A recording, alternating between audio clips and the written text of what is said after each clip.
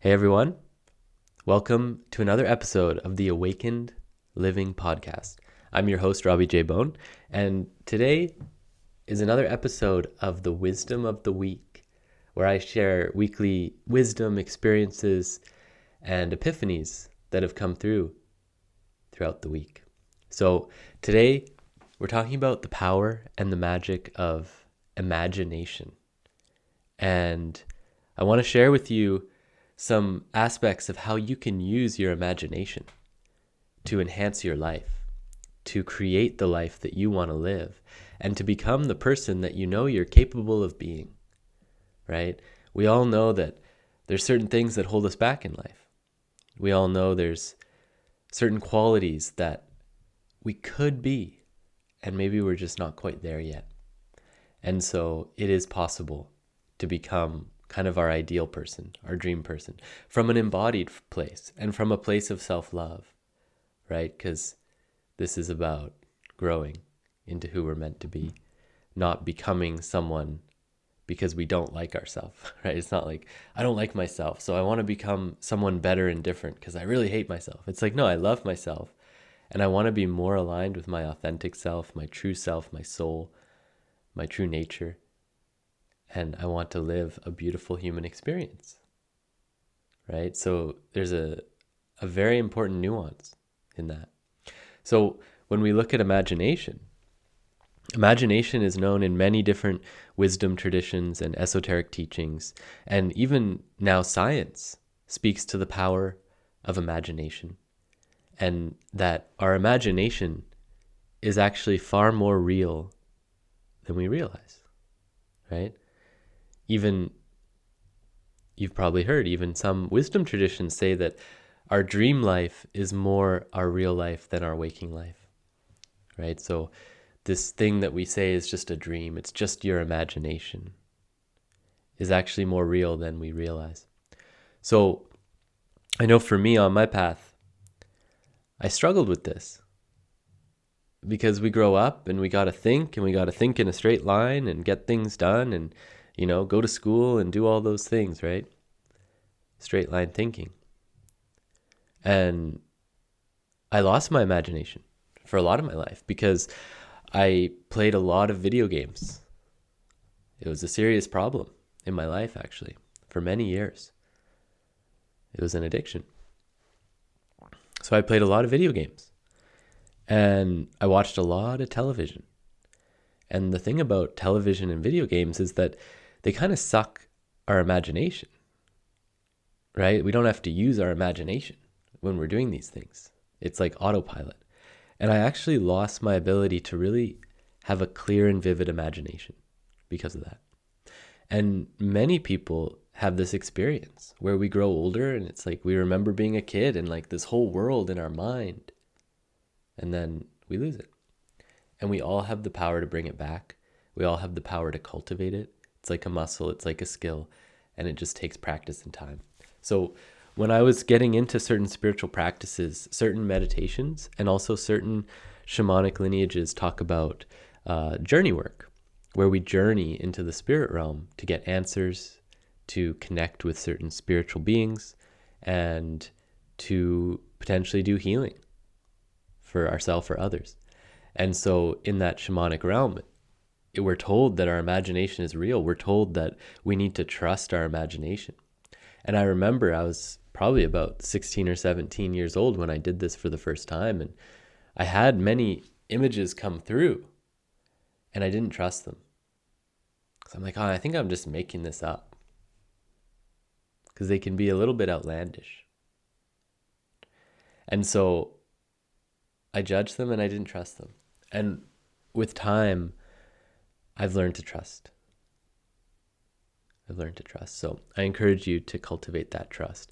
And so all of this being said, I want to share with you how we can use our imagination, the power of our imagination, to influence and support our kind of waking reality, our everyday reality, our physical world, our human world, our emotional world, our mental world, our relationships, right?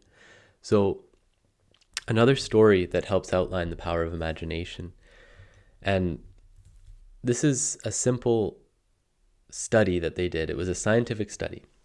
And they studied people who played basketball and practiced a certain amount every week. They went to the gym, they shot hoops or whatever. I don't play basketball, so I'm just using the lingo I know of. They shot hoops, and did some alley-oops and all that. And they improved because they were practicing. And then they had another group of people who spent the same amount of time every week to practice in their mind. They didn't go physically anywhere. They used their mind and their imagination to practice. And what they found is that not only did they both improve, the people who went physically and the people who imagined it, they actually found that the people who imagined it often got better faster than the people who were physically doing this. And why is that? That's a very interesting thought, right? It kind of bursts some bubbles. Well, it's because our inner state of being and our belief in our capacity and our belief in ourself and how we perceive ourselves influences how we live our life, right? And how we even hold ourselves. If we believe ourselves to be confident and strong, we have a straighter spine. If we believe ourselves to be weak or inferior, then we'll bend over and we'll hunch our back and we won't stand up for ourselves, right? And so what we believe about ourselves has a tremendous effect on us. And when we use our imagination, we can change how we believe of ourselves because we make it part of our inner being, part of our emotional body, part of even our physical body, right? And so imagination is a very powerful tool. Very powerful. So one of the ways I really love to work with imagination is, I was telling this to some people yesterday. We had a men's circle here, and I was sharing this as an example that, some people are really good in conflicts and really good in disagreements or like debates or these types of things. They're quick on their feet. They can think about things. And for me, historically, I'm always open to changing. And historically, I have not been that guy. Often I'm the guy that in those moments, I say things that I'm like, did that seriously just come out of my mouth? I can't believe I just said that. And then, later on, I'll think back to that conflict or that conversation or that situation, and I'll be like, why the hell did I say that? Why did I agree to that? Why did I say yes to that? Where did that come from? Very funny thing, right? And sometimes in the past, this would create a negative loop in my mind. I would kind of regret it and feel negative and get hard on myself and so on and so forth. And, then I realized I don't want to be in this loop anymore. And I came to know myself as maybe not being that guy that's quick on his feet. That's okay. So I did two things. One is just in that moment, I would just try to keep my mouth shut, and just say less and then deal with it later. And then post kind of making a fool of myself or whatever you want to say. Afterwards, when I would be in that space of did I just say that? Regretting it, thinking how it could have been different. I'll use my imagination. I'll stop and think about it and go through the conversation again, go through the conflict again, put myself there, feel myself there, see the person in front of me, really imagine it. And I'll change the memory. I'll imagine myself being the man that I desire to be in that situation. Say the thing that I would like to say, and I'll switch it. And that simple practice in any moment of regret, how could I have done something differently, is profound. I encourage you to try it. So when we look at this in relationships and in conflict and how we show up in the world, this is a great tool to imagine ourselves showing up in the way we want to be. How do you want to be? Imagine it first. Ground it in your system. When we look at it from a spiritual perspective, meaning in relationship to our spiritual practice or our spiritual way of life, prayer is an important part of the spiritual path. Every tradition has some form of prayer. And so prayer can feel a little weird sometimes because it can be a little bit feel like we're begging for help or something, and it's not always the most empowered place. And the way that I like to look at prayer is like it's like a co-creation between our soul, our personality, and God. And so we're basically using those different aspects of our reality to then formulate a prayer, which is then bringing the spiritual into the physical. And it's a form of manifestation. And this is one reason that prayer is so powerful, especially when we align our prayers with God's will for us and our soul's will for us, and our personality humbles itself and surrenders to that and then co-creates with it, right? And so we can take that prayer to the next level, right? Like really contemplating a prayer and really feeling what we want that prayer to be for our life or for another. And then same thing, not just speaking it, not just using words. Use your imagination, use your mind. Think about it. Imagine it to be real. Even if you just do it for 60 seconds, it will add power to your prayer and it will bring it more into the present moment. Right? To really use your imagination to see it, to feel it, to know it to be true. And when we look at imagination in relationship to our fears in life, this is a simple practice that can be very profound. So often when we have a fear, it's not reality. Well, first of all, fear is like not reality. It's a projection into the future of usually what's happened to us in the past, and we're afraid it's going to happen again, or that it's going to get worse, or so on and so forth. So, often the reality of what would happen, even in the worst case scenario, is not as bad as we think it to be in the present moment. And sometimes if we put ourselves in that future with our imagination and realize it's not as bad, it can actually help to manage the fear in the moment. So an example of this, let's say you're afraid of public speaking.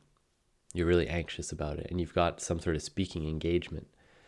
Well, what's really the fear there? The fear is usually the fear of judgment, the fear of being rejected, right? The fear of losing your reputation. And so if you put yourself in that situation and you imagine yourself on stage or wherever you're speaking, and people think, man, that was a stupid speech, or whatever the fear is. Like, man, you make a fool of yourself, you forget your lines, you got to walk off stage. Like, just think of like, what is the worst thing, right? That would really realistically happen. Probably that like everyone's bored, you make a mistake, you fumble your words, you're kind of anxious, and maybe you even just like stop halfway through and leave. And it's like, really, is that really even that bad? If you imagine yourself there, and then you imagine yourself going through those motions, going home, going on with your life, how would you deal with it? You'll find that if you look at that, you'll deal with it actually really well. You'll be fine. Like, okay, you'll feel bad about yourself for a while, but like, what would you do proactively? Like, okay, you'd pick yourself up, you'd call a friend, so on and so forth. And the people who have this judgment towards you for this one time you spoke in public and, made a bit of a fool of yourself, they're going to forget about you. People don't remember us. People are concerned about themselves. They don't care. Like, they're going to forget about it the next day, right? Like, it's really not as big of a deal as we think it to be.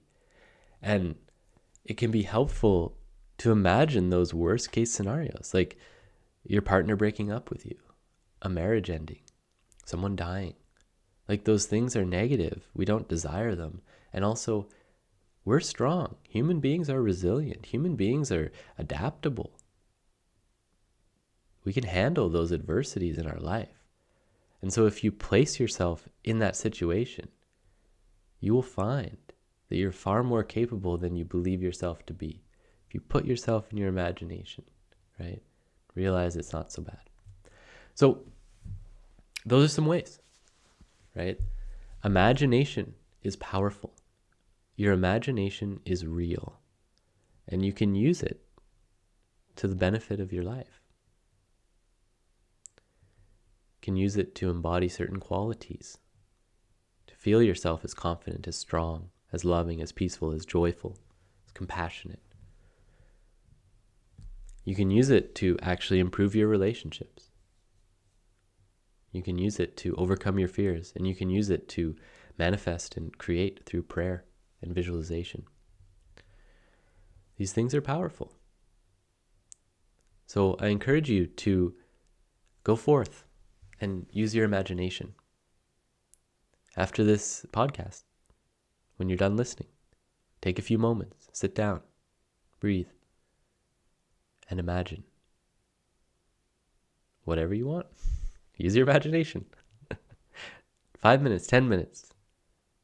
Trust it. Even if you can see like almost nothing in your imagination, even if you're like, I'm so bad at this, just trust. Just trust. Even if you can hardly see anything, just trust it and continue to practice, and it will get better. So I hope this was helpful for you. Hope this is inspiring. And I would love to hear from you. If this podcast was helpful, please share it with some friends. Subscribe, give a like. All these things help our podcast to get into more ears and reach more people who may be able to benefit and who are seeking a more awakened way of life. So, thank you for listening, and we'll see you next week.